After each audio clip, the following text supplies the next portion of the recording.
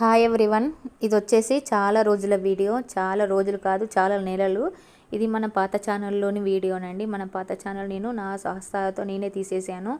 ఎందుకంటే కొంతమంది మాటల వల్ల నేను ఛానల్ అనేది తీసేసాను. అది ఎందుకు అనేది తర్వాత వీడియోలో నేను మళ్ళీ చెప్తాను.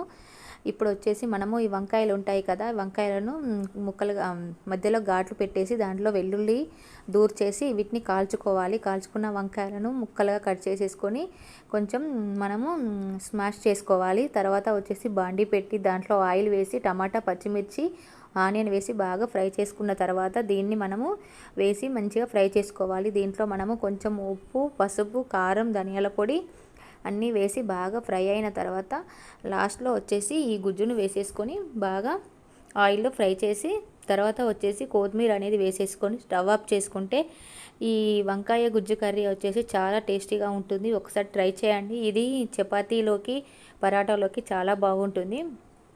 ఈ కర్రీని ఇంకా వేరే పేరుతో కూడా పిలుస్తారు. మీకు కనుక తెలిస్తే కామెంట్ సెక్షన్లో కామెంట్ చేయండి. వెళ్తూ మాత్రం లైక్ చేయడం మాత్రం మర్చిపోకండి. Thank you for watching. Bye.